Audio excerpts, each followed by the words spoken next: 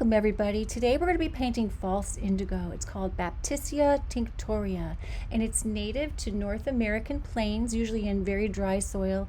It's an absolutely gorgeous plant with purple flowers and it's in the pea family. So the little buds on it looks like the pea buds of a pea plant. And I love it so much. It just blossoms for a few short weeks in the early summer and then it turns into a lovely bush. So today I'm recording on my iMac, so I'm not using my regular speaker, so I hope you can hear me well. And we're starting off with drawing the stems of the floral part of the plant. And what I'm doing is I'm just drawing the stem going up with a light yellow green and a more regular green. I don't know the actual colors, so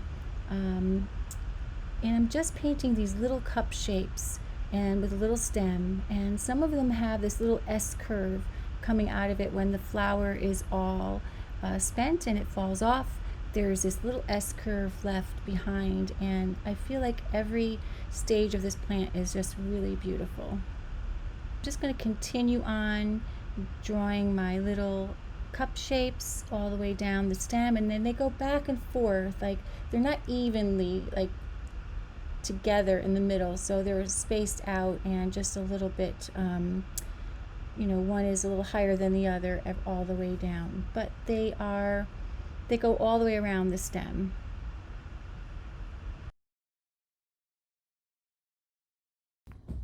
For this painting I'm using a large brush. It's a number 8 or 10 round brush, and it comes to a fine point, and I'm trying to not be so precious with my painting.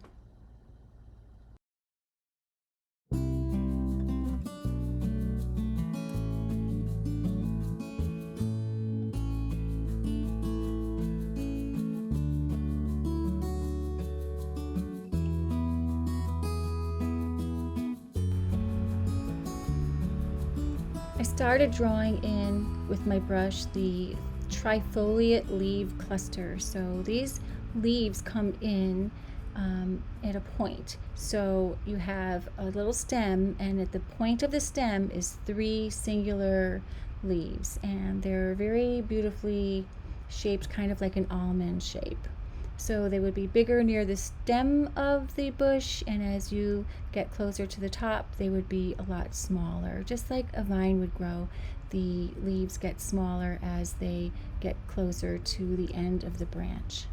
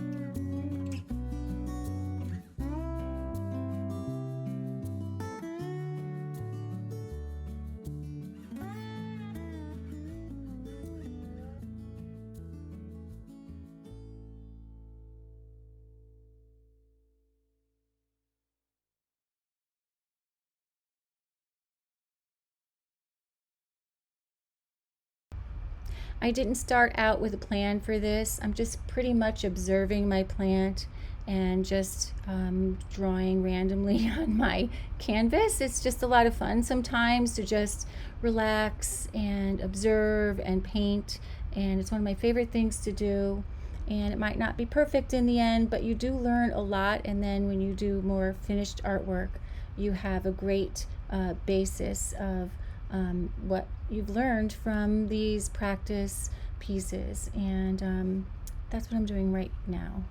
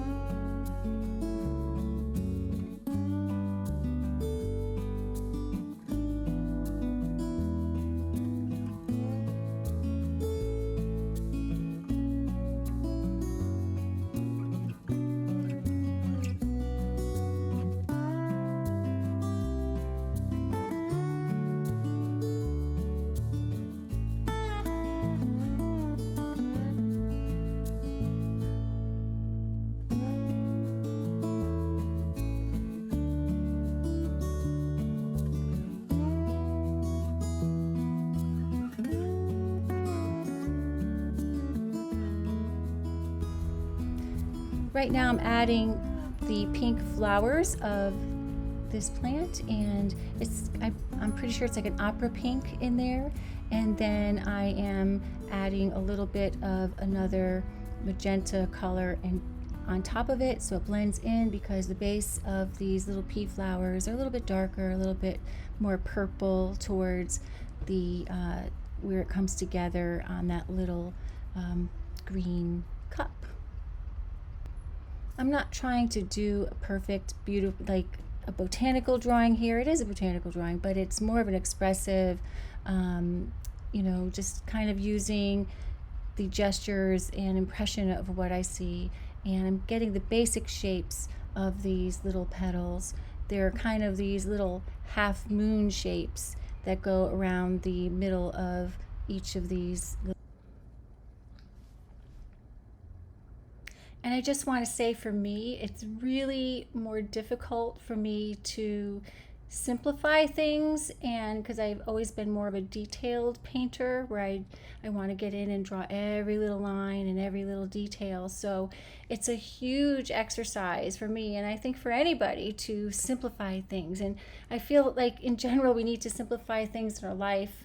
I think we sometimes overwork everything or overthink things. So this is a really great exercise in mindfulness and trying to just simplify everything, just simplify shapes. Just look at the basic shape of it and just paint what you see. And if it's not perfect, it's okay. You just keep going, and in the end you'll have really accomplished something. And even if you don't think so, you will have, because you're learning and growing in each stroke.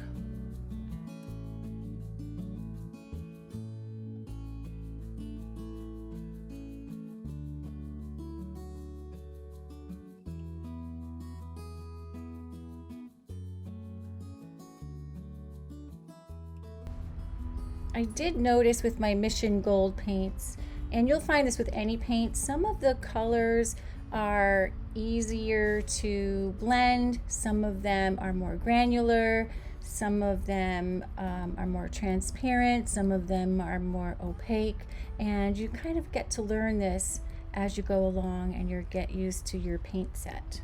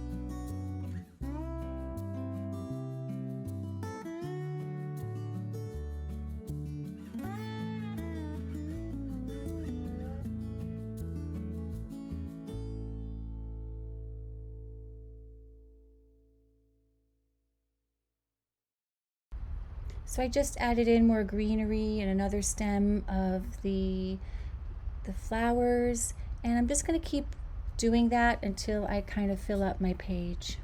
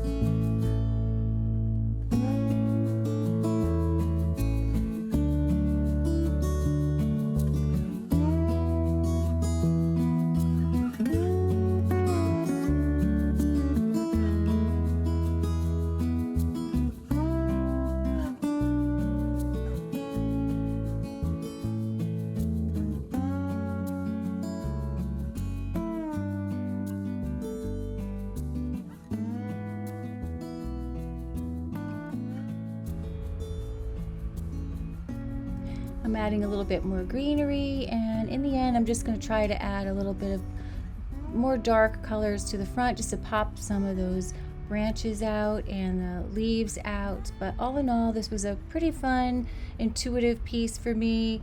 I'm not trying to be perfect, but I'm just observing the plant and trying to make the best impression that I can.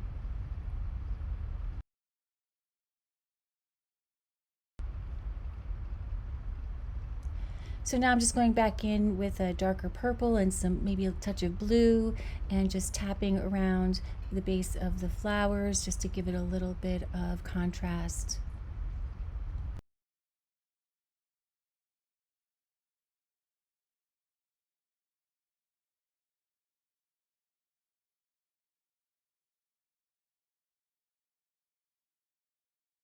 So for me, this piece is a kind of a learning piece about the plant, and I am an organic gardener, and I have a community garden actually because my yard doesn't have enough sunlight, so I have a spot.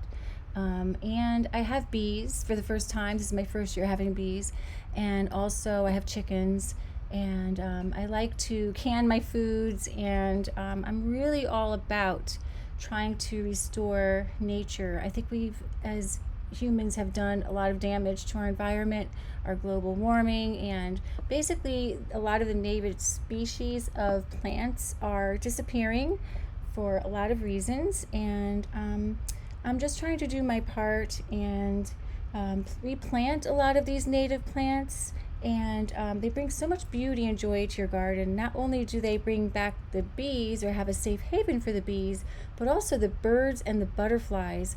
So my yard right now with all of my flowers is just a beautiful humming songbird. It's so lovely to just get up every morning and just observe this magical beauty around you. I like to learn about different types of plants, especially the ones I'm eating, herbs and all that.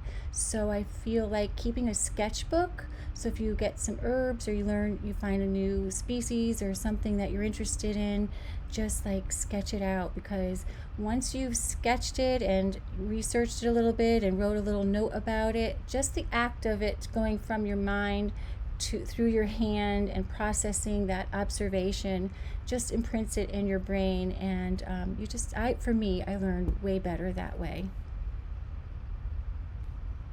Well, I do hope that you've enjoyed my video and learning a little bit about false indigo and my not perfect painting, but you know what, this is what I call a learning experience for me, and I'm going to take this further and probably do a pastel because I'm a pastelist, and maybe do a few more studies that are more in depth and more detailed. I thank you so much for joining me. Please like my channel and hit that subscribe button, because I would love to keep teaching and providing really great content for you. Until then, be well, and I'll see you in the next video.